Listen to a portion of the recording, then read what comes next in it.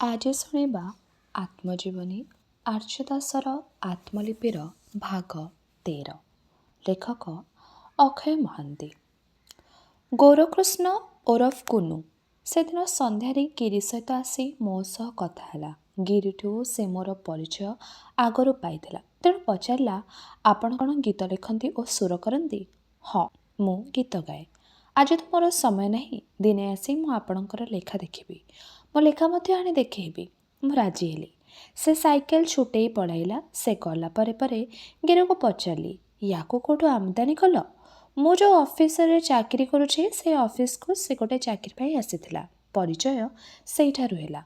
ମୁଁ ଭାବିଲି ଗିରି ପାଇଁ ଗୀତ ସୁର କରିଦେବାକୁ କେହି ନାହାନ୍ତି, ତେଣୁ ସେ ନିଶ୍ଚୟ ଗୋଟେ ଲୋକ ଖୋଜିଛି ତାକୁ ସାହାଯ୍ୟ କରିବାକୁ। ବାରିପଦାରୁ ଆମଦାନୀ ହୋଇଥିବା ଏ ଗୌରକୃଷ୍ଣ ଓରଫ କୁନୁ ତାକୁ ସାହାଯ୍ୟ କରିବାକୁ କଥା ଦେଇଛି। ଗିରିର ସାହାଯ୍ୟରେ କୁନୁ ସେଇ ଅଫିସରେ ଚାକିରି ପାଇଗଲା।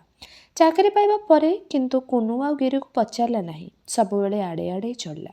ପ୍ରତ୍ୟେକ ଦିନ ସନ୍ଧ୍ୟାରେ କୁନୁ ମୋ ଘରକୁ ଚାଲି ଆସେ। ଆମ ଘର ଆଗ ମ୍ୟୁନିସିପାଲିଟି ନାଳ ଉପରେ ଗୋଟେ ପୋଲ ଥିଲା। ସେଇ ପୋଲ ଉପରେ ବସି ଆମେ ଘଣ୍ଟା ଘଣ୍ଟା ଧରି ଗପ କରୁ। ସେ ତା ଜୀବନର ଦୁଃଖ କାହାଣୀ ସବୁ ମୋତେ କହିଯାଏ। ସେ ବାରିପଦାରେ କୌଣସି ଝିଅକୁ ଭଲ ପାଉଥିଲା। ଧରାପଡ଼ି ଦୁହେଁ ବହୁତ ଗାଳି ଖାଇଲେ। ଝିଅର ବାପ ତାକୁ ଧମକ ଦେଲେ। ସେ କୁଆଡ଼େ ବହୁତ ପ୍ରତିପତ୍ତିଶାଳୀ ଭଦ୍ରଲୋକ ଥିଲେ, ତେଣୁ ତାଙ୍କର ଧମକରେ କୁନୁର ବାପା ବି ଡରିଯାଇ କୁନୁକୁ ବାଲେଶ୍ୱର ପଠାଇଦେଲେ। ତାପରେ ବାଲେଶ୍ୱରରେ କ'ଣ ହେଲା ସେ କଥାଟି କୁନୁ କହେନା, ଖାଲି କହେ ଯେ ଆର୍ଥିକ ସଙ୍କଟ ପଳେଇ ହେତୁ ଆସିଯାଇଛି। ଯାହା ହେଉ ସେ ଗୋଟିଏ କିରାଣୀ ଚାକିରି ପାଇଯାଇଛି। ତାର ଘର ଦେଇନ କଟକରେ ଅଛନ୍ତି। ତାଙ୍କ ଘରେ ସେ ରହେ। ଘରକୁ ଟଙ୍କା ପଠାଇବା ଦରକାର ପଡ଼େ ନା। ବାପା ତାର ସେତେବେଳେ ଚାକିରି କରୁଥିଲେ। ତେବେ ବିବାହ ଉତ୍ସବ ଇତ୍ୟାଦିରେ ମଧ୍ୟ ସେ ବାରିପଦା ଯାଏନା। କେମିତି ଗୋଟେ ଡର ପଶିଯାଇଛି ତା ମନ ଭିତରେ, କାଳେ ତା ପ୍ରେମିକର ବାପା ତା ଉପରେ କୌଣସି ଅତ୍ୟାଚାର କରି ବସିବେ। କୋଉଦିନ ମୋର ଗୀତ ଖାତା ଦେଖିଲା। ଗୀତ ସବୁ ପଢ଼ି ସେ ଖୁବ୍ ଗମ୍ଭୀର ହୋଇଗଲା। କହିଲା, ତୁ ଗୀତ ଫିତ ଲେଖନା, ଏହା ତୋ ଦ୍ୱାରା ହେବ ନାହିଁ। ମୁଁ ଗୀତ ଲେଖି ଦେଉଛି, ତୁ ଗା। କାହିଁକି ହେବନି? ମୁଁ କହିଲି। କୁନୁ ସଗର୍ବେ କହିଲା, ଆରେ ଗୀତ ଲେଖିବାକୁ ହେଲେ ପ୍ରଥମେ ପ୍ରେମ କରିବା ଦରକାର। ମୁଁ ତ ତୋ ସହ ଏତେ ଦିନ ମିଶିଲିଣି, ଜାଣିପାରିଲିନି ତୁ କାହାକୁ ପ୍ରେମ କରୁଛୁ। କ'ଣ ଗୀତ ଲେଖିବାକୁ ହେଲେ ପ୍ରେମ କରିବା ନିହାତି ଜରୁରୀ? ନା, ପ୍ରେମ ଓ ତା ସହିତ ଧୋକା ଖାଇବା ବି ଜରୁରୀ। ପ୍ରେମ ସହିତ ଗୀତ ଲେଖାର କ'ଣ ଗୂଢ଼ ସମ୍ପର୍କ ମୁଁ ବୁଝିପାରିଲିନି। ଚୁପ୍ ରହିଲି। ମନେ ମନେ ଠିକ୍ କଲି ଗୀତ ଲେଖିବିନି। କୁନୁ ତ ଅଛି, ସେ ମୋ ପାଇଁ ଗୀତ ଲେଖିବ। କୁନୁର ସବୁଠୁ ବଡ଼ ସ୍ୱପ୍ନ ଥିଲା ରେଡ଼ିଓରେ ଅନୁମୋଦିତ ଗୀତିକାର ଓ ଗାୟକ ହେବେ।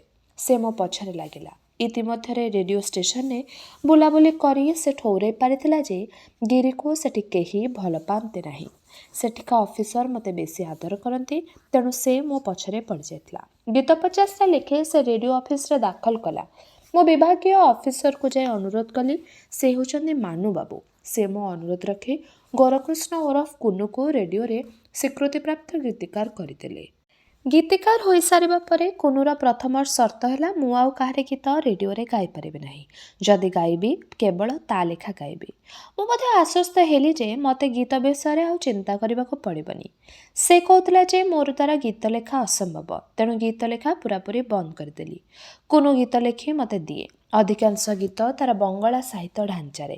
ମୋତେ ଭଲ ନ ଲାଗିଲେ ବି ସେ ଗୀତ ସବୁ ମୁଁ ଗାଉଥିଲି। ତଥାପି ମନେ ମନେ ଭାବୁଥିଲି, କେମିତି ଗୋଟେ ଅଲଗା ଢଙ୍ଗର ଗୀତ ହେବ ଯାହାକୁ ଓଡ଼ିଆମାନେ ଗ୍ରହଣ କରିବେ। କିନ୍ତୁ ମୁଁ ନାଚାର। କୁନୁର ନାଗଭାଷାରେ ମୁଁ ସମ୍ପୂର୍ଣ୍ଣ ବନ୍ଦୀ। ଏହି ସମୟରେ ବାରିପଦାରୁ କଳାକାର ସ୍ରୋତ କଟକ ଆଡ଼କୁ ବହି ଆସିଲା। ଆଉ ଜଣେ ଗୀତିକାର ଆସିଲେ। ସେ ହେଉଛନ୍ତି କୁନୁର ଗୁରୁ। ତାଙ୍କ ନାଁ ହେଉଛି ବନପାଣି। ବନପାଣି ଖୁବ୍ ବିଦ୍ୱାନ। ବଙ୍ଗଳା ସାହିତ୍ୟ ପଢ଼ିବା, ଆଲୋଚନା କରିବା ତାଙ୍କର ସଉକ। ସେ ଅତି ସାଧୁ ଭାଷାରେ ଗୀତ ରଚନା କରନ୍ତି। ବଙ୍ଗଳା ଗୀତ ମଧ୍ୟ ପ୍ରଚୁର ଶୁଣନ୍ତି। ତାଙ୍କ ସହିତ ଆସିଲେ ବାବୁ। କୁନୁ କହିବା ଅନୁସାରେ ବାବୁ ଏକ ଅଦ୍ୱିତୀୟ ସଙ୍ଗୀତଜ୍ଞ। ଅତି ଅଳ୍ପ ବୟସରୁ ସେ ଧ୍ରୁପଦ, ଧମାର ଭଳି ଶାସ୍ତ୍ରୀୟ ସଙ୍ଗୀତ ଆୟତ୍ତ କରି ନେଇଥିଲା। ସେ ସମୟରେ ଓଡ଼ିଶା ବାହାରେ କୌଣସି ଇଞ୍ଜିନିୟରିଂ କଲେଜରେ ପଢ଼ୁଥାଏ। ଖେଳରେ ମଧ୍ୟ ତାର ଦକ୍ଷତା ଥିଲା, କିନ୍ତୁ ଗୀତ ପରିବର୍ତ୍ତେ ଖେଳ ବେଶୀ ଖେଳିବାରୁ ତାର ଗଳା ପଡ଼ି ଆସିଲା। ସେ ନିଜ ଗୀତ ଏତେ ଭଲ ଗାଇ ପାରୁନଥିଲା, କିନ୍ତୁ ହାରମୋନିୟମ ବଜାଇ ପାରୁଥିଲା। ଏ ତିନି ଜଣ ରଥୀ ବାରିପଦାରୁ ଆସି ସମଗ୍ର ଓଡ଼ିଶାକୁ ଜୟ କରିବାକୁ ଯେପରି ଠିକ୍ କରିନେଇଥିଲେ। କୁନୁ ତ ମୋତେ ପ୍ରଥମରୁ କରାୟତ୍ତ କରି ନେଇଯାଇଥିଲା। ପରେ ପରେ ବାବୁ ଓ ବନପାଣି ଆସି ମୋତେ ଆହୁରି ପାଗଳ କରି ଦେଇଗଲେ। ମୁଁ ତ କୁନୁ ବହିରେ ଗୀତ ଲେଖା ଛାଡ଼ି ଦେଇଥିଲି। ବନପାଣି ଆସିବା ପରେ ଦିନେ ତାଙ୍କୁ ଗୋଟେ ଗୀତ ଲେଖି ପଢ଼େଇଲି। ବନପାଣି ଗୀତ ପଢ଼ି କହିଲେ ଯେ ମୁଁ କାଳେ କୁନୁ ଅପେକ୍ଷା ଢେର ଭଲ ଲେଖୁଛି। ଏ କଥା କାହିଁକି କହିଲେ? ଯଦି ସେ ମୋ ଲେଖା ଗୀତକୁ ଭଲ ବୋଲି କହିଥାନ୍ତେ ତେବେ ଠିକ୍ ଥିଲା, କିନ୍ତୁ କୁନୁଠୁ ଯଥେଷ୍ଟ ଭଲ କହିବା ମାନେ ସେ କୁନୁକୁ ନ୍ୟୁନ ଭାବରେ କରିବାକୁ ଚାହିଁଥିଲେ। ଏଥର ବୁଝିହେଲା ପାଣିବାବୁ ବର୍ତ୍ତମାନ ସୁଦ୍ଧା ବି ସ୍ୱୀକୃତିପ୍ରାପ୍ତ ଗୀତିକାର ହୋଇନାହାନ୍ତି, ଅଥଚ କୁନୁ ମୋରି ପ୍ରଚେଷ୍ଟାରେ ଗୀତିକାର ହୋଇଯାଇଛି। ତାମାନେ ପାଣିବାବୁ ଓ କୁନୁ ଦୁହେଁ ଦୁହିଁଙ୍କର ବିରୁଦ୍ଧରେ, କେବଳ ଉପରେ ସାଙ୍ଗ ହେଉଛନ୍ତି। ଖାଲି ବାବୁ ଅତ୍ୟନ୍ତ ଇଣ୍ଟେଲିଜେଣ୍ଟ ହୋଇଥିବା ହେତୁ ଏମାନଙ୍କଠାରୁ ଟିକେ ଅଲଗା। କୁନୁ ତା ଦାଦାଙ୍କ ଘରେ ଥାଏ। ମୁଁ କଲେଜରୁ ତା ପାଖକୁ ଆସେ। ଲେଜର ପିରିୟଡ଼ରେ ଆମେ ବସି ଗପ କରୁ। ସେ ଗତ ରାତିରେ ଯାହା ତା ପ୍ରେମିକାକୁ ଭାବି ଗୀତ ଲେଖିଛି ତାକୁ ମୋତେ ପଢ଼ାଏ। ମୁଁ ସଙ୍ଗେ ସଙ୍ଗେ ସୁର କରିଦିଏ, ପୁଣି ନୂଆ ଗୀତ ଲେଖା ଚାଲେ। ଦିନେ ମୁଁ କୁନୁକୁ କହିଲି ଯେ ମୁଁ ଆଗେ ସୁର କରିବି, ତାପରେ ସେ ସୁରରେ ସେ ଗୀତ ଲେଖିବାକୁ ଚେଷ୍ଟା କରିବ। ଏରକମ ସୁର କରିବା ମୁଁ ରେଡ଼ିଓ ଷ୍ଟେସନରେ ଦେଖିଥିଲି। ସଙ୍ଗୀତଜ୍ଞ କୃଷ୍ଣ ଦାସ ଆଗେ ହାରମୋନିୟମ ଧରି ସୁର କରନ୍ତି ଓ ତାପରେ ଗୀତିକାରମାନେ ଆସି ସେ ସୁର ଉପରେ ଗୀତ ଲେଖନ୍ତି। କୁନୁ ଚେଷ୍ଟା କଲା ଓ ଗୋଟିଏ ସୁନ୍ଦର ଗୀତ ବାହାରିଲା। ତାକୁ ମୁଁ ରେଡ଼ିଓରେ ଗାଇବା ମାତ୍ରେ ଖୁବ୍ ଜନପ୍ରିୟ ହେଲା ଓ ଅଳ୍ପ ଦିନ ଭିତରେ କଟକରେ ମୁଁ ଏକ ଜନପ୍ରିୟ ଗାୟକ ହୋଇଗଲି। ବାଟଘାଟରେ ଗଲାବେଳେ ଲୋକମାନେ ତଥା ଝିଅମାନେ ମୋ ଆଡ଼କୁ ଅନାଇ କଥାବାର୍ତ୍ତା ହେଉଥିଲା। ମୋତେ ଭାରି ଖୁସି ଲାଗୁଥିଲା। ଅଥଚ ଏଇଟା ହିଁ ହେଲା କୁନୁର ଜଳନର କାରଣ। କେହି ତା ଆଡ଼କୁ ଆଉ ଚାହୁଁନଥିଲେ। ସେ ଯେ ଏକ ବଡ଼ ଗୀତିକାର ସେ ବିଷୟରେ କେହି ଆଲୋଚନା କରୁନଥିଲେ। ଲୋକଙ୍କ ଆଗରେ ମୋର ପରିଚୟ ଦେବାକୁ ପଡ଼େନା। ଯିଏ ଦେଖନ୍ତି ସେ ମୋତେ ଚିହ୍ନି ନିଅନ୍ତି। କୁନୁକୁ କହିବାକୁ ହୁଏ ଯେ ସେ ଜଣେ ରେଡ଼ିଓରେ ସ୍ୱୀକୃତିପ୍ରାପ୍ତ ଗୀତିକାର ଓ ସେ ଅମୁକ ଗୀତ ଲେଖିଛି। ୟା ପରେ କୁନୁ ଆରମ୍ଭ କଲା ଅନ୍ୟ ଏକ ସଂଗ୍ରାମ। କେମିତି ମୋ ବିରୁଦ୍ଧରେ ଅନ୍ୟ ଗାୟକ ବାହାର କରିବ, ଯାହାଫଳରେ କି ମୋର ସୁନାମ ନିଶ୍ଚିହ୍ନ ହୋଇଯିବ। ଏହି ସମୟରେ ମୋ ସହ ବିଏ ପଢ଼ୁଥିବା ବନ୍ଧୁ ହରିଶ ତା ନିଜ ଘରକୁ ଗୋଟେ ମେସ୍ରେ ପରିଣତ କରିଦେଲା। ସେ ମେସ୍ରେ କୁନୁ ରହିଲା, ସାଙ୍ଗରେ ଆଉ 2 ଜଣ ରହିଥିଲେ। ଇତିମଧ୍ୟରେ ବାଲେଶ୍ୱରରୁ ଭବାନୀ ମଧ୍ୟ ଚାଲି ଆସି କଟକରେ ଗୋଟେ ମେସ୍ କରି ରହୁଥାଏ। ହରିଶର ବନ୍ଧୁତା କୁନୁ ସହିତ ବେଶ୍ ଜମିଗଲା। ହରିଶ ଗୀତ କିମ୍ବା ସଙ୍ଗୀତରେ ଧାର ଧାରେନା। ତାକୁ ବିମୁଗ୍ଧ ଶ୍ରୋତା ବୋଲି ମଧ୍ୟ କୁହାଯାଇ ପାରିବନି। ସେ ହାରମୋନିୟମ କିମ୍ବା ଟୁବି ତାବଲା ଗୋଡ଼ରେ ଠେଲି ଦେଇ ପାରିବ। କୁନୁକୁ ହରିଶ ବେଶ୍ ଉପଦେଶ ଦିଏ। ତାକୁ ଗୀତ ଲେଖିବାକୁ ସବୁବେଳେ ମତାଏ। ତାର ପ୍ରଧାନ କାରଣ ଥିଲା ମୁଁ ଯେମିତି ସବୁ ସମୟରେ ଗୀତ ପାଏ। କିନ୍ତୁ କୁନୁ ସେତିକି ଉତ୍ସାହ ବୋଧ ହୁଏ ତାଠୁ ପାଏନି। ତାର ସେ ସମୟରେ ଲେଖାରେ କିଛି ପ୍ରାଣ ନଥାଏ। ସବୁ ଲେଖା ଏକା ରକମର। କୌଣସି ଗୀତ ଚିରାଚରିତ ରୀତିରୁ ବାହାରି ଆସି ନୂଆ ଆଲୋକ ସମ୍ପାତ କରୁନଥିଲା। ମୁଁ ବିରକ୍ତ ହୋଇଗଲି। ହରିଶକୁ ବି ଦିନେ କହିଲି। ହରିଶ କହିଲା ଯେ କୁନୁ ବୋଧେ କୌଣସି ଇନ୍ସପିରେସନ୍ ଖୋଜୁଛି। ତାକୁ ଭଲ ପାଇବାକୁ କେହି ନାହାନ୍ତି। ସେ ନିହାତି ଅସହାୟ। ତାକୁ କିଛି ଦିନ ଲଗାମ ଛାଡ଼ିବା ଉଚିତ ହେବ। ମୁଁ ତା କଥା ମାନି ହରିଶର ମେସ୍କୁ ଯିବା ପାଇଁ କିଛି ଦିନ ପାଇଁ ବନ୍ଦୋବସ୍ତ କରିଦେଲି। ହରିଶର ମୋର ଦେଖା ହୁଏ କଲେଜ ଛକରେ। କୁନୁ ଏଣେ ନିହାତି ଏକାକୀ ହୋଇ ରହିଲା। ବେଳେ ବେଳେ ବାବୁ ଆସେ। ସେ ଖଡ଼ଗପୁରରେ IITରେ ପଢ଼ୁଥିଲା। ସେହି ସମୟରେ ମୁଁ ମେସ୍କୁ ଯାଏ। ବାବୁ ସହିତ ସଙ୍ଗୀତ ଆଲୋଚନା ହୁଏ। କୁନୁ ଆମ ସହିତ ଯୋଗ ଦିଏ। ଯଦି ଗୀତ ଲେଖା ଉପରେ ଆଲୋଚନା କରୁ ସେ ବାଘ ପରି ମାଡ଼ି ବସେ। ତା ମତରେ ଆମେ ଗୀତ ବା ଲିରିକ୍ ସମ୍ବନ୍ଧରେ କିଛି ଜାଣୁନା। ବାବୁ ଚୁପ୍ ରହେ, କାରଣ କୁନୁ ହେଉଛି ବାରିପଦାର ଲୋକ। ଆଉ ବାବୁ ମଧ୍ୟ ଲିରିକ୍ର ଧାରା ଧରେନା। ଯାହା ଯୁକ୍ତିତର୍କ ମୋ ସାଙ୍ଗରେ ହୁଏ। ବାବୁ ଓ ମୋ ମନରେ ଏଣୁ ଚରମ ଅଶାନ୍ତି ଆସିଲା। ଦିନେ ବାବୁ ମେସ୍ରେ ବସିଲା ବେଳେ ମୋତେ କହିଲେ ଯେ ବାରିପଦା କଲେଜରେ ପଢ଼ୁଥିଲା ବେଳେ ସେ ଗୋଟେ କଥାଗୀତି ଗାଇଥିଲା। କଥାଗୀତି କ'ଣ ମୋର ଧାରଣା ନଥିଲା। ମୋର ଜାଣିବାର ସବୁବେଳେ ଆଗ୍ରହ ଥାଏ। ମୁଁ ତାକୁ ପଚାରିଲି। ସେ ମୋତେ ବୁଝାଇଲା। କୌଣସି ଗୋଟେ ଗଳ୍ପକୁ ନେଇ ତା ଉପରେ ଗୀତ ଲେଖି ଗାଇଲେ ସେଇଟା କଥାଗୀତି ହୁଏ। ସେ ସେଠି ବସି ହାରମୋନିୟମ ବଜାଇ ଗୀତଟେ ଗାଇଲା। ମୋର ସେତେବେଳେ ସ୍ମରଣ ଶକ୍ତି ପ୍ରଖର ଥାଏ। ମୁଁ 15 ମିନିଟର ଗୀତକୁ ଏକାବେଳେ ଶିଖିଗଲି। ସେ ଗୀତ ବି ଲେଖିଥିଲା କୁନୁ। ସେଦିନ ବାବୁ ଖଡ଼ଗପୁର ଫେରିଗଲା। ଗୀତଟା ସିନା ଶିଖିଲି, ହେଲେ ଗାଇବି କେଉଁଠି? ରେଡ଼ିଓରେ ତ ଏପରି ଗୀତ ପରିବେଷଣ କରାଯାଏ ନା। ରେଡ଼ିଓରେ କେବଳ ଓଡ଼ିଶୀ, ଛାନ୍ଦ, ଚମ୍ପୁ, ଜଣାଣ, ଭଜନ, ଆଧୁନିକ ଓ ପଲ୍ଲୀ ଗୀତ। ଏସବୁ ବିଭାଗରେ କଥା ଗୀତ ଯାଉନି। ମନେ ମନେ ଠିକ୍ କଲି ବାହାରେ ଷ୍ଟେଜ୍ରେ ମୁଁ ଏ ଗୀତଟି ଗାଇବି। ତାପରେ ଗୀତଟି ବିଷୟରେ ଚିନ୍ତା କରି ଦେଖିଲି ଗୀତରେ କେବଳ ପ୍ରେମ ରସ। ପ୍ରକୃତ ଗଳ୍ପଠାରୁ ଗୀତଟା ଅନେକ ଦୂରରେ। ତେଣୁ କୁନୁକୁ ବସାଇ ଗୀତଟା ଆଉ ଥରେ ଲେଖିଲି। ବାବୁ ଯେଉଁ ସୁର ବତେଇ ଯାଇଥାଏ କହୁ କହୁ ସେହି ସୁର ଉପରେ ଗୀତଟି ପୁନଃ ରଚନା କରାଗଲା। ସମ୍ବଲପୁରରେ ସେତେବେଳେ ରେଡ଼ିଓ ଷ୍ଟେସନ ନଥାଏ। ବେଳେବେଳେ କଟକ ରେଡ଼ିଓ ତରଫରୁ ବିଭିନ୍ନ ସହରରେ ନିମନ୍ତ୍ରିତ ବ୍ୟକ୍ତିମାନଙ୍କର ଗହଣରେ ପ୍ରୋଗ୍ରାମ କରାଯାଏ। ସେ ସମୟରେ ମୋତେ ବି ସମ୍ବଲପୁର ଯିବାର ସୁଯୋଗ ମିଳିଲା। ମୁଁ ସମ୍ବଲପୁରର ଗୋଟିଏ ହଲ୍ରେ ପ୍ରଥମ ଥର ପାଇଁ ଏଇ ଗୀତଟି ଗାଇଲି। ଗୀତ ଖୁବ୍ ଆଦୃତ ହେଲା। ମୁଁ ଖୁସି ହୋଇ କଟକ ଫେରିଲି। ରେଡ଼ିଓ ଷ୍ଟେସନରେ ଆସି ଦେଖେ ବାବୁ, କୁନୁ ପ୍ରତ୍ୟେକ ବାଦକ ତଥା ଅଫିସରଙ୍କ ପାଖରେ ବୋଲି ବୋଲି କହୁଛନ୍ତି ଯେ ପ୍ରକୃତରେ କୁନୁ ତାର ଗୀତିକାର ଓ ବାବୁ ସୁରକାର। ମୁଁ ତ ଏ କଥା କେବେ ଅସ୍ୱୀକାର କରିନି। ମୁଁ ଗୀତ ଗାଇବା ପୂର୍ବରୁ ସବୁ ବାଦକଙ୍କୁ କହିଥିଲି। ସମସ୍ତେ ମଧ୍ୟ ବାବୁ ଓ କୁନୁକୁ କହିଲେ। ସେମାନେ ଭଲ ଭାବରେ ଜାଣନ୍ତି ଯେ ବାବୁ ଓ କୁନୁ ଏ ଗୀତ ସୃଷ୍ଟି କରିଛନ୍ତି ବୋଲି ଏବଂ ମୁଁ ମଧ୍ୟ ସମସ୍ତଙ୍କୁ ଏଇ କଥା କହିଆସିଛି। ଏ ଘଟଣା ପରେ ମୋର ବାବୁ ଓ କୁନୁ ପ୍ରତି ଗୋଟିଏ ଘୃଣାଭାବ ଚାଲି ଆସିଲା। ମୁଁ ନିଜେ ଉଠିବା ପାଇଁ ଅନ୍ୟ କୌଣସି ପ୍ରତିଭାବାନ ଶିଳ୍ପୀଠୁ ଚୋରି କରିବି ଏ କଥା ଚିନ୍ତା କରିପାରୁନଥିଲି। ମୁଁ ସବୁବେଳେ ନିଜ ସିଂହରେ ମାଟି ଚାଡ଼ିବାକୁ ଚେଷ୍ଟା କରୁଥିଲି। ଏ ସାମାନ୍ୟ କଥା ନେଇ ମୋତେ ବଦନାମ ସହିବାକୁ ପ୍ରଚେଷ୍ଟା ଏ ଦୁହିଁଙ୍କ ଉପରେ ଖୁବ୍ ଅନ୍ୟାୟ ବୋଲି ମନେ ହେଲା। ପୁଣି ଥଣ୍ଡା ମନରେ ଚିନ୍ତା କରି ଦେଖିଲି ବାବୁର ସୁରରେ ଯେଉଁ ଗୀତ ଲେଖାଯାଇଥିଲା ସେ ଗୀତ ଏ ଗୀତ ନୁହେଁ। ଏଇଟା ମୋର ନିଜସ୍ୱ ସମ୍ପତ୍ତି। ମୁଁ ଗାଇବିନି କାହିଁକି? ସେ ଗୀତର ଲୋକପ୍ରିୟତା ମୋତେ ଓଡ଼ିଶାର ବିଭିନ୍ନ ସ୍ଥାନରୁ ଟାଣି ନେଲା ଓ ମୁଁ ସେ ଗୀତକୁ ପ୍ରାୟ ପ୍ରତି କାର୍ଯ୍ୟକ୍ରମରେ ଗାଇଲି। ହରିଶ ମେସ୍କୁ ମୁଁ ସବୁଦିନ ସନ୍ଧ୍ୟାରେ ଯାଉଥିଲେ ବି କୁନୁ ସହିତ ମୋର ବିଶେଷ କଥାବାର୍ତ୍ତା ହୁଏ ନା। ମୁଁ ଅଯଥା କୌଣସି ଯୁକ୍ତିତର୍କ କରିବାକୁ ପସନ୍ଦ କରେ ନା। ବାବୁ ମଧ୍ୟ ଆଉ ହରିଶ ମେସ୍କୁ ଆସେ ନା। ଆସିଲେ ବି ଦିନ ଦିନକଠୁ ଅଧିକ ରହେ ନା। ଏ ପ୍ରକାର ଚାଲିଥାଏ। ଦିନେ ଖବର ପାଇଲି ଦିଲ୍ଲୀର ଯୁବମେଳା ଅନୁଷ୍ଠିତ ହେଉଛି। ଯୁବମେଳାଟା କ'ଣ ସେଇଟା ଆମ ଧାରଣାର ବାହାରେ। ବହୁତ ଚେଷ୍ଟା କଲି ବହୁତ ଚେଷ୍ଟା କଲି ଯୁବମେଳାରେ ଯୋଗ ଦେବାକୁ, କିନ୍ତୁ କୌଣସି ମତେ ପଶିପାରିଲିନି। ଯୁବମେଳାରେ ଯୋଗ ଦେବାକୁ ହରିଶ ମୋତେ ଯେତିକି ଉତ୍ସାହ ଦେଉଥାଏ ସେତିକି ହତୋତ୍ସାହ କରୁଥାଏ କୁନୁ। କାହିଁକି ଅଯଥାରେ ଯିବୁ? ତା ପାଖରେ ଅପେକ୍ଷା ଘରେ ପଶି ରିଆଜ କରିବା ଭଲ ହେବ, ସେ କହୁଥାଏ। ମୋର ଉତ୍ସାହ କିନ୍ତୁ କମିଲାନି। ମୁଁ ମନେ ମନେ ଠିକ୍ କଲି ଯେମିତି ହେଉ ମୋତେ ଯୁବମେଳାକୁ ଯିବାକୁ ପଡ଼ିବ। ସେଇ ବର୍ଷ ମୋର BA ଫାଇନାଲ ଇୟର, ତେଣୁ ଯିବାର ପ୍ରଶ୍ନ ଉଠୁନି। ସେହି ସମୟରେ ଆଉ ଗୋଟିଏ ନୂଆ ଘଟଣା ଘଟିଲା। ପ୍ରି ଟେଷ୍ଟ ପରୀକ୍ଷା ସେପ୍ଟେମ୍ବର ଅକ୍ଟୋବରରେ ସରେ। ପରୀକ୍ଷା ଦେଲା ପରେ ଆମେ ବୁଲୁଥାଉ। ମୁଁ ଦିନେ କଲେଜ ବୋଟିକା ପାଖରେ ବସିଛି। ମୋର ଜଣେ ସାଙ୍ଗ ଯାହାର ନାଁ ଆସୁ, ସେ ଆସି କହିଲା, ଶଳା ଏମିତି ବେକାର ହୋଇ ବସିଛୁ କ'ଣ? କାହିଁକି? ମୁଁ ଆଉ କ'ଣ କାମ କରନ୍ତି? ଶୁଣ, ପ୍ରତିବର୍ଷ ଆମ କମ୍ପାନୀ ଏଣ୍ଟରଟେନମେଣ୍ଟ ପ୍ରୋଗ୍ରାମର ଫିଲ୍ମ ମାରୁଛି। ତୁ ଯଦି ଯାଇ ଦୁଇଟା ଗୀତ ଗାଇ ଦିଅନ୍ତୁ ତେବେ ଆମେ ନିଶ୍ଚୟ ଫର୍ଷ୍ଟ ହେବୁ।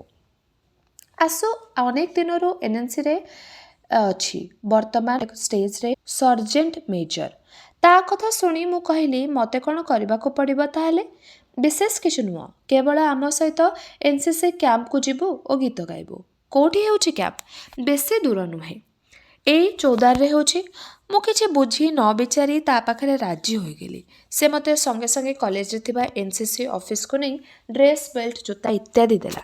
ତା ପରଦିନ ଦଶହରା ଛୁଟି ପାଇଁ କଲେଜ ବନ୍ଦ। ମୋତେ ଆଉ ଗୋଟେ କଲେଜ ପଡ଼ିଆକୁ ନେଇ ପ୍ୟାରେଡ୍ କରାଇଲା। ମନ୍ଦ ନୁହେଁ, ଏ ଏକ ରକମର ଶୃଙ୍ଖଳା। ମୁଁ ଉପଭୋଗ କଲି। ତାପରେ ଟେଷ୍ଟ ପରୀକ୍ଷା ପାଖେଇ ଆସୁଛି। ଆଉ ପରେଡ୍ ନ କରି କୌଣସି ପ୍ରକାରେ ପାଠପଢ଼ାରେ ମନ ଦେଲି। BA ପାସ୍ କଲା ପରେ ମୋତେ ସଙ୍ଗୀତ ଶିକ୍ଷା କରିବାକୁ ହେବ। ଠିକ୍ ଟେଷ୍ଟ ପରୀକ୍ଷା ସରିଲା ପରେ NCC କ୍ୟାମ୍ପକୁ ଯିବାକୁ ହେବ। ମୁଁ ଆସୁଠାରୁ ଜାଣିବାକୁ ପାଇଲି ଯେ କ୍ୟାମ୍ପରେ ମୋତେ କ'ଣ କ'ଣ କରିବାକୁ ପଡ଼ିବ। ସେ ମୋତେ ବୁଝାଇ ଦେଲା ଯେ ମୋତେ ବେଶୀ କିଛି କରିବାକୁ ହେବନି। ମୁଁ କେବଳ ଗାୟକ ହୋଇଯାଉଛି, ମୋତେ ବେଶୀ ପରିଶ୍ରମ କରିବାକୁ ବି ପଡ଼ିବନି। କିନ୍ତୁ ଅନ୍ୟ ଜଣେ ବନ୍ଧୁ କହିଲେ ଯେ 303 ରାଇଫଲରେ ଫାୟାର କରିବାକୁ ବି ପଡ଼ିବନି। ମୋର ତ ପିଲାଦିନୁ ଦେବାଲିର ବାଣକୁ ଡର। 303 ରାଇଫଲ କଥା ଶୁଣି ମୋ ପିଳେଇ ପାଣି। ଯେଉଁଦିନ କ୍ୟାମ୍ପକୁ ଯିବା କଥା ସେଇଦିନ ଜାଣି ଜାଣି ମୁଁ ଲୁଚିକରି ରହିଲି। ଆସୁ ମୋର ଘରକୁ 3 ଥର ଆସି ଫେରିଲା। ଶେଷରେ ସେ ମୋତେ ଅପେକ୍ଷା ନ କରି କ୍ୟାମ୍ପକୁ ଚାଲିଗଲା। ମୁଁ ଶାନ୍ତିରେ ନିଶ୍ୱାସ ନେଲି। ଆସୁ ଶାନ୍ତିରେ କିନ୍ତୁ ବସିଲାନି। ଚୌଦ୍ୱାର ଯାଇ କ୍ୟାମ୍ପରେ ଗୋଟେ ଦିନ ରହି NCC ଅଫିସରଙ୍କଠାରୁ ଅନୁମତି ଆଣି ଗୋଟେ ଗାଡ଼ି ଧରି ପହଞ୍ଚିଲା କଟକରେ। ସେତେବେଳେ ମୁଁ କଟକରେ ଗଳି ବଜାରରେ ନିଶ୍ଚିନ୍ତରେ ବୁଲୁଛି। ଆସୁ ମୋତେ ଧରିଲା ବଣିଆ ସାହି ଗଳିରେ। କେମିତି ପିଲା ତୁ? ଆମ କଟକର କମ୍ପାନୀ ତୋତେ ଭରସା କରିଛନ୍ତି, ଆଉ ତୁ ଲୁଚି ଲୁଚି ବୁଲୁଛୁ? ମୁଁ କହିଲି, ନା ନା, ମୋତେ ଘରେ ତ ପରମିଶନ ଦେଲେ ନାହିଁ। ମିଛ କଥା। ତୁ ଯିବା କଥା ନେଇ ମୁଁ ନିଜେ ମଉସା ମାଉସୀଙ୍କ ସହିତ କଥାବାର୍ତ୍ତା କରିଛି। କେହି ତ ଅବଜେକ୍ସନ କରିନଥିଲେ। ତୁ ବର୍ତ୍ତମାନ ଘରକୁ ଚାଲ, ସେଠୁ ପରମିଶନ ନେଇ କ୍ୟାମ୍ପକୁ ଯିବୁ। ମୁଁ ବଡ଼ ହଇରାଣ ହୋଇପଡ଼ିଲି। ଘରେ ଆସି ପହଞ୍ଚିଲା ବେଳକୁ ବାପା ବୋଉ ମୋତେ ଅପେକ୍ଷା କରି ବସିଛନ୍ତି କ୍ୟାମ୍ପକୁ ପଠାଇବାକୁ। ଆଶୁକୁ କିଛି କହିବାକୁ ପଡ଼ିଲାନି। ବାଧ୍ୟ ପିଲାଟି ପରି ମୁଁ ବାହାରିଲି। ଗଲାବେଳେ ମୋର ମାଉସୀ ପୁଅ ଭାଇକୁ କହିଗଲି ଯେ ଦରକାର ହେଲେ ସେ ମୋତେ ଟେଲିଗ୍ରାମ କରିବ। ମଦର ସିରିୟସ୍ କମ୍ ସୁନ୍। ଚୌଦାର କ୍ୟାମ୍ପରେ ପହଞ୍ଚିଲୁ। ସମସ୍ତେ ମୋତେ ଦେଖି ଖୁସି ହୋଇଗଲେ। ଯେହେତୁ ମୁଁ ସିନିୟର ପିଲା, ମୋତେ ଅଫିସରଙ୍କ ତମ୍ବୁରେ ରହିବାରେ ବନ୍ଦୋବସ୍ତ କରାଇଦେଲେ। ମୁଁ ମାତ୍ର କ୍ୟାଡେଟ୍। ଆଶୁ, ସଚି, ଗିନି ଏମାନେ ହେଲେ ଅଫିସର। ମୋର କ୍ଲାସମେଟ୍ ସେମାନେ, କିନ୍ତୁ କ୍ୟାମ୍ପରେ ପୁରାପୁରି ବଦଳିଗଲେ। ସକାଳେ ମୋତେ ହୁକୁମ ଦେବେ ତାଙ୍କର ବିଛଣା ଗୁଡ଼େଇ ରଖିବାକୁ, ଏଇଟା ଡିସିପ୍ଲିନ୍। ପୁଣି ଟେଣ୍ଟର ଫ୍ଲାଗଗୁଡ଼ା ଗୁଡ଼େଇ ରଖିବାକୁ କହିବେ। ମୁଁ ଏସବୁ କାମ କରୁଥାଏ, ମନେ ମନେ ଆଶୁକୁ ଗାଳି ଦେଉଥାଏ। ତାପରେ ଆସିଲା ସେ ବିଷମ ଦିନ, ଯେଉଁଦିନ ମୋତେ ରାଇଫଲ ଫାୟାର କରିବାକୁ ହେଲା। ମୁଁ କଟକରୁ ଟେଲିଗ୍ରାମକୁ ଅପେକ୍ଷା କରିଥାଏ। ଟେଲିଗ୍ରାମ ଆସି ପହଞ୍ଚିଲାନି। ମୁଁ ବାଧ୍ୟ ହୋଇ ରେଞ୍ଜକୁ ଗଲି। ମୋର ମନେ ଅଛି, ମୋର ଦୁଇ ବନ୍ଧୁ ଆଶୁ, ବିମଳେନ୍ଦୁ ମୋତେ ମାଡ଼ି ବସି ବନ୍ଧୁକ ଫାୟାରିଂ ଶିଖେଇଥିଲେ। ସେଥିରେ ମୋ କାନ୍ଧ ପାଇଁ ଯେଉଁ ଦରଜ ହେଲା, ସେଇଦିନଠୁ ମୁଁ ଠିକ୍ କଲି ସବୁ କାମ ମୋ ପାଇଁ ନୁହେଁ, ତା ଅପେକ୍ଷା ଗୀତ ଗାଇବା ଓ ଗୀତ ଲେଖିବା ଭଲ।